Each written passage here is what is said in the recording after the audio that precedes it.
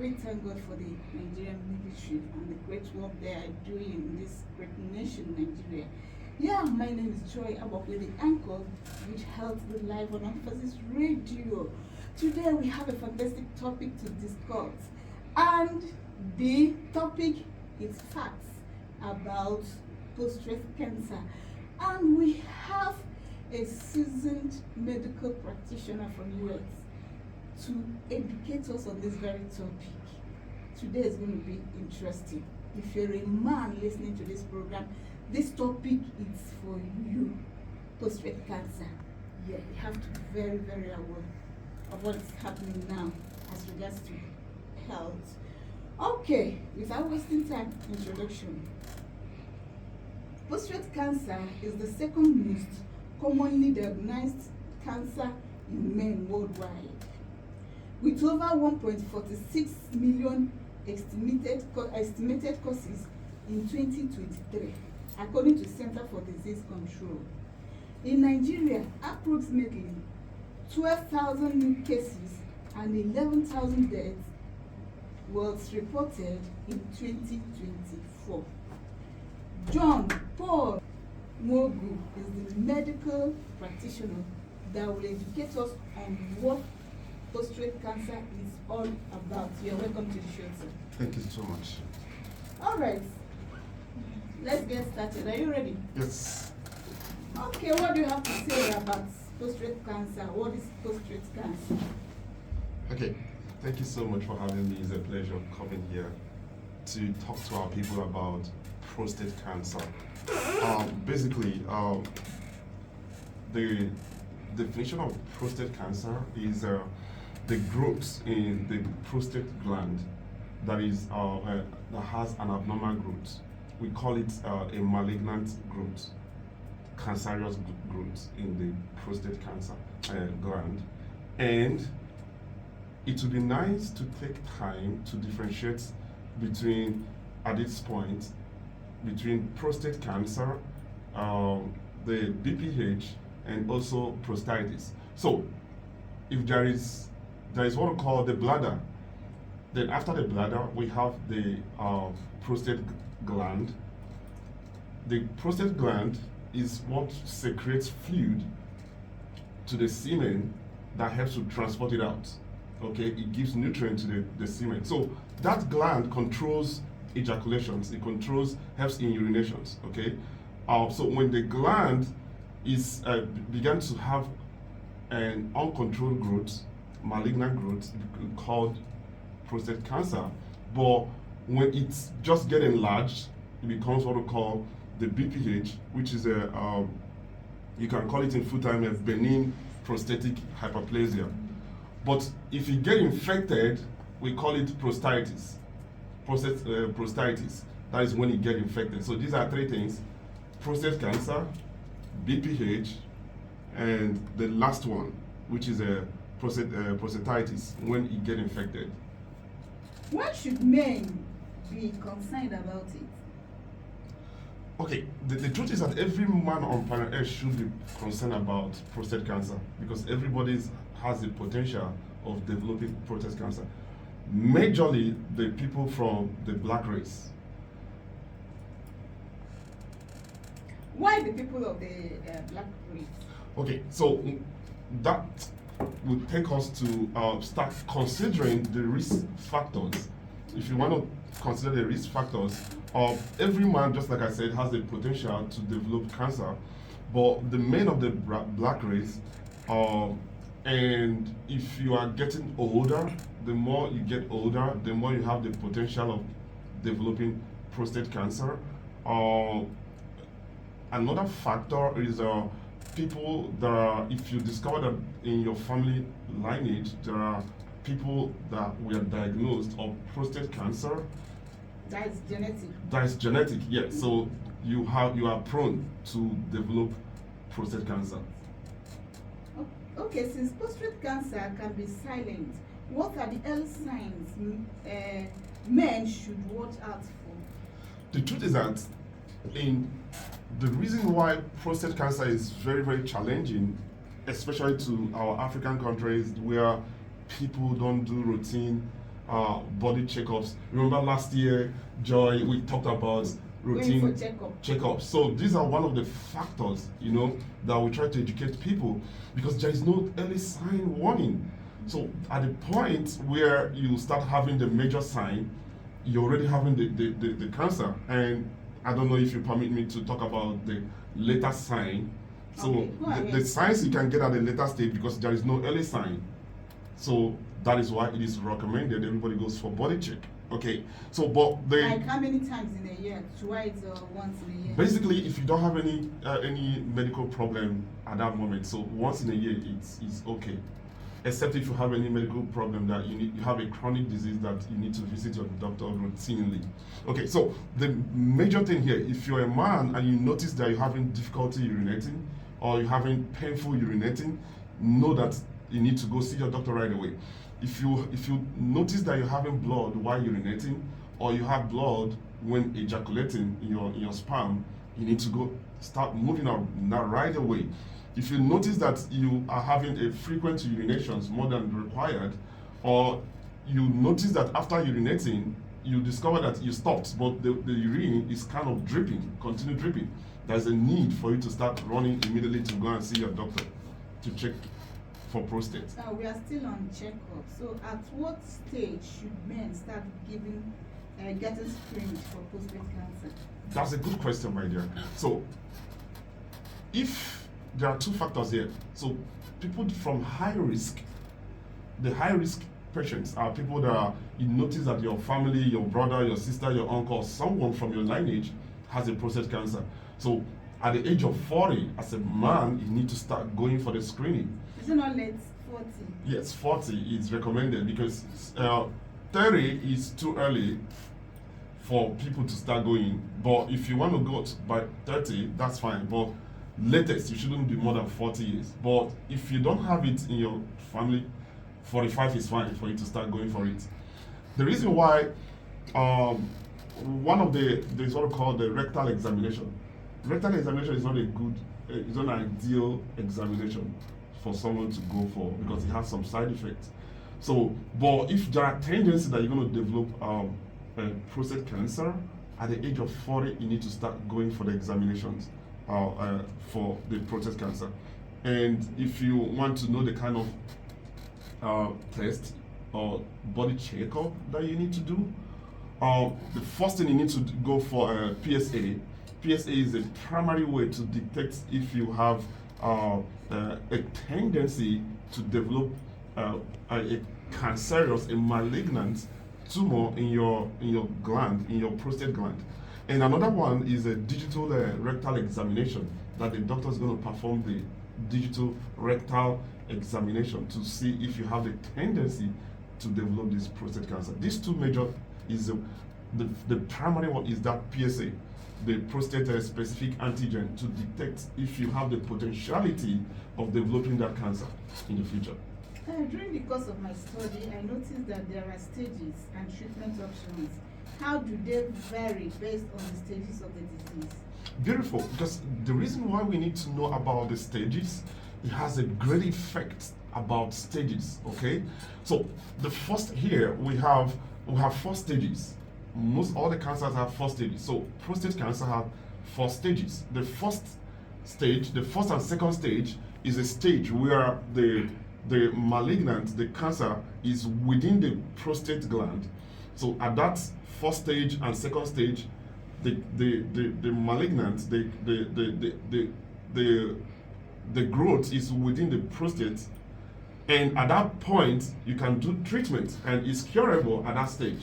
And you have about very high 90% to 99% risk of survival, and it's curable from that first stage. Okay. Is when the malignants have grown out of the prostate but have not metastasized to other parts of the organs. So at that stage, it's still complex. Okay? And the last stage is the most advanced stage, which is stage 4. So that stage has a very low level of recovery. The prognosis is so low, like you can't find anything there. And if you want to care about the treatment, in the first stage, usually we'll do what we call a prostatectomy. Prostatectomy means a surgical removal of the prostate. So if the prostate is growing, and so we just have to remove it and keep you alive, okay? Or you can do radiations at that moment. But once it leaves stage 1 and stage 2 and move into stage 3, you're going to do what we call a combination between surgery and immunotherapy. Once you leave that stage and now have metastasized, which is the final stage, to all parts of the body, whether to the bone, to the blood, to the bladder, or to the organs that are close to the prostate, at that point, it has to be chemotherapy. And chemotherapy and radiations and combinations of immunotherapies, different kinds of therapy. At that point, to be honest, the prognosis is very low. It's beyond. Yes, most people don't live more than 3 years. Wow. All right, does food or drinks contribute to the cause of prostate cancer? Okay, so that is why I try to differentiate between prostate cancer, BPH, and prostatitis. Okay, so if you want to talk about prostate cancer, is not caused by food. Food doesn't cause prostate cancer. So you can eat anything as a man? Yes, so but BPH can food, when people that are diabetic or people that are eating a red meat that have a high level of cholesterol can lead to BPH. Okay, the enlargement of the prostate. So, and that's it. And if you have a tendency, if you have BPH, there are tendency that you might develop into prostate cancer or prostatitis. So food primarily doesn't cause prostate cancer. You talk about stages, stage 1, 2, 3, 4. How long does it take for someone to recover from the disease? Someone that is on either the first or the second stage. So that's a beautiful question, to know how long, to know your fate. Okay. The truth is this: in terms of prognosis, all diseases, prognosis means the outcome, how far you can recover from a particular treatment of a disease. So it depends on the treatment type. Okay, so there is no specific. So the treatment type, if it is surgical treatment, prostatectomy, if it is chemotherapy or radiation, so all of them have different period of recovery. It depends on individual healthiness. Okay, individual healthiness. Someone that is healthy is bound to recover from a particular disease more than the next person. So that's why it is good to have a good healthy living, good alcohols and things that can deplete your healthiness. And another factor again, it's the stage of the cancer.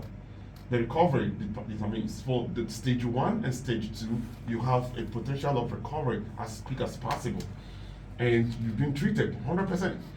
But when you get to the advanced stage, there is no certainty of the recovery. All right. Does prostate cancer affect intimacy between a man and a woman? Oh yeah, that is one of the biggest challenge about prostate cancer, about BPH, and about prostatitis, which is the infection of the prostate. Okay, it does. Once you begin to experience the painful urination, it goes in the same line with painful ejaculation. So when you are having intimacy with your wife or with your spouse and you're having painful ejaculation, that's all the way will affect the intimacy. Okay, you're going to start avoiding having intimacy with your wife because you also always have painful ejaculation. And once you start having painful ejaculations, the next thing that's going to happen as a man, you start getting depressed.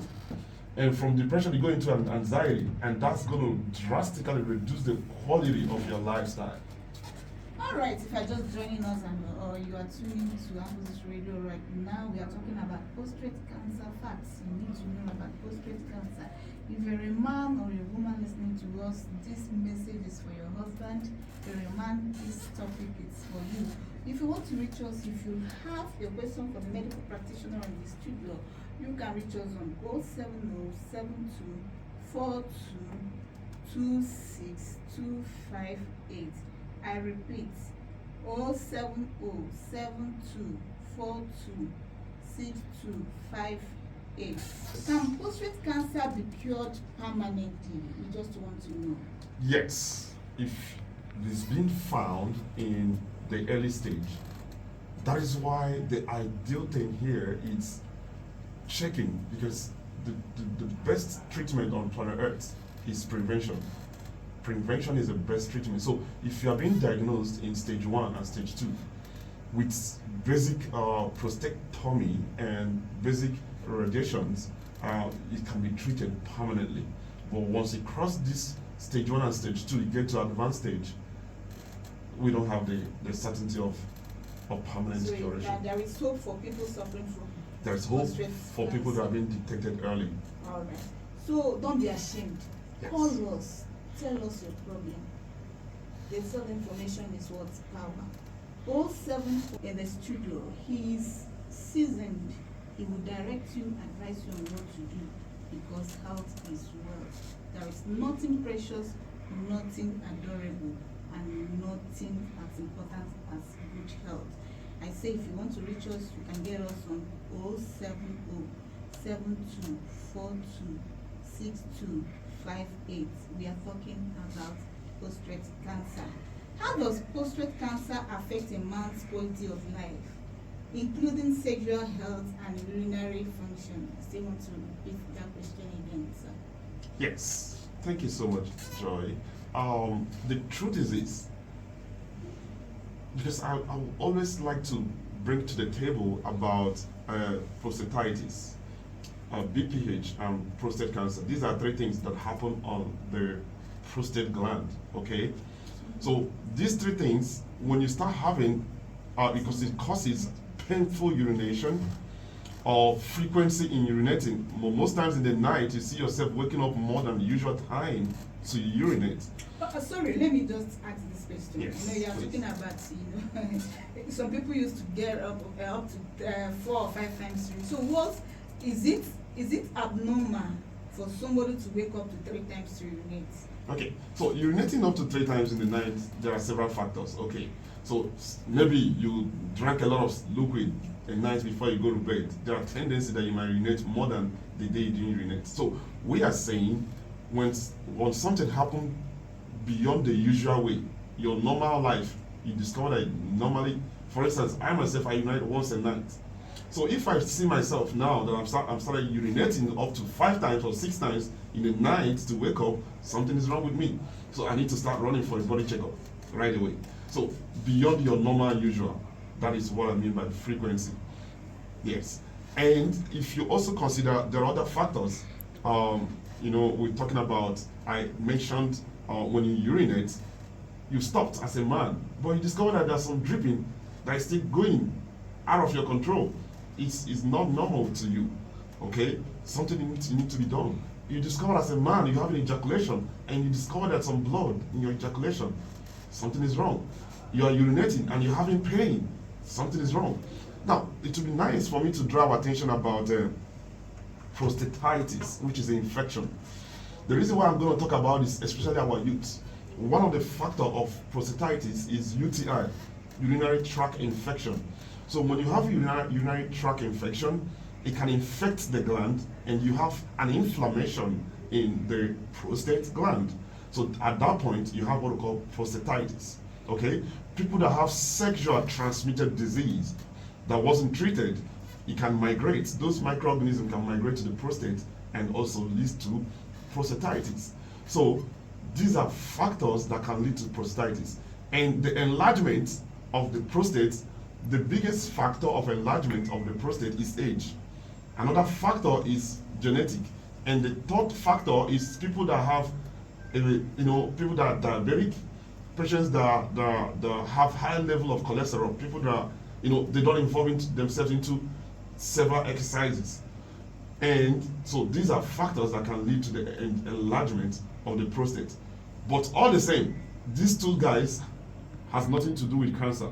it can be called cancer only and only when there is a biopsy or there is a PSA test to see that the tumor is cancerous. Why is it that after surgery I see men dying? I've known like 2 or 3 people after their surgery, just 6 months, 8 months, they just go. Why is it like that? Does it mean that there is no proper, I don't know how to explain that. Just help us.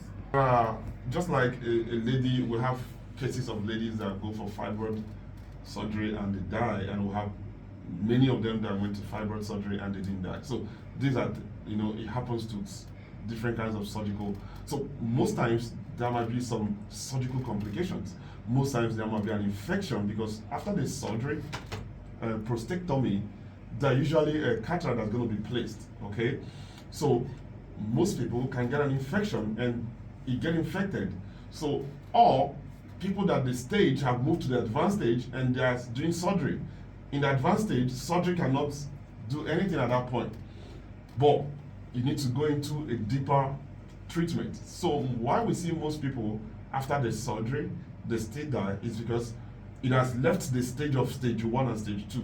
So once you move that from that stage and move to the advanced stage, after surgery, you don't have good prognosis. But if it occurs within that early stage, you have the high chances. And another thing again depends on the hospital, depends on the medical equipment. And that is why we are concerned and we appeal to our government, we appeal to, we have people that are rich in Nigeria that I believe that can actually, build world rating hospitals. We encourage the hospital, even if the government cannot stand up to build world rating hospitals. We have people that are rich, individuals or group of people that can actually come to have a world-class hospitals in Nigeria, that they can have a good medical equipment to do all these surgeries. These are basic surgeries that can be done and people can go home smiling. But when it's done with a poor medical equipment, it cannot actually lead to death. That's why so many of them, and especially the rich people that are rushing to US, to UK and other advanced countries for that. Anyway, what do you have to say about that, sir? The people I just that wanted to travel? touch, yeah. Okay. All these professionals that are going there for both medical checkup or greener pastures. I just wanted to say something about that. The truth is this, that you can't blame them, because just like families, you have a child, you put the child, when you are earning a salary of 50,000 naira, you put your child in a school that are paying school fees of 10,000 naira. They increase your salary to 100,000, to 500,000, 1 million. You will discover automatically you're going to lift that child from that school to school where they pay 200,000. And that's exactly how life is. You discover that when you're earning a salary of 35,000, you might not eat food without meat. But when you see that you're earning a salary of 1 million, you can eat food with chicken. So once you know you can afford it, please go for it. The higher you go, the higher you go, you demand. Yes. All right. Okay, so the time is no longer on our side, and we just want to round it up. What is your key message to men regarding prostate cancer awareness, prevention, and treatment? The biggest key message here, I've been going around preaching about this all my life, and I've been talking about it, is prevention, prevention, prevention. Every disease can be managed. Every disease, you can have a good prognosis when you go through preventive stage, okay? The biggest message, number one, is that every man on planet Earth has the potential to develop prostate cancer. So, brother, man, boy, whatever you are, you have the potentiality to develop prostate cancer. We understand that people from black race will have higher chances more than people from the white race. That's number one. Number two, you need to, if you discover that a brother or a sister or uncle or father, someone from your lineage genetically went through this prostate cancer, prostate enlargement, you need to start moving right away by the age of 40. Don't allow it to go more than 40. If you can go from 30, that's so beautiful. Don't allow it to go more than 40. Start going for the screening. That is the biggest message that I have. And secondly, and finally, good health. People, if you have a good health, believe you me, we've had several cases in the hospital that will have two patients, stage one, receive the same treatment, and one will have better prognosis than the other. And by the time you check, you discover that this guy here is drinking, he's smoking, he's doing all sort of things. High cholesterol, diabetic, not managed. Blood pressure so high, not managed, not taking medications. So these people have a poor prognosis. So what I'm preaching is, please go for your body checkup. Go for your body checkup. Go for your body checkup is very, very important. Stop saving money. Stop that investment. Your health is more important than that investment. After investing in so many things and you just break down and die, who will enjoy that investment? That money you are saving, who will enjoy it? Okay, it's been wonderful and exciting listening to a medical practitioner, John Paul Mogu. Thank you for honoring my invitation. Hope to see you again. Are you coming again? Yes, of course. I'm part of this family. Okay, this is the end of the show. Join us same time next week for another interesting topic. Wonderful edition. I am still the anchor, Joy Abakwe, wishing you good health and amazing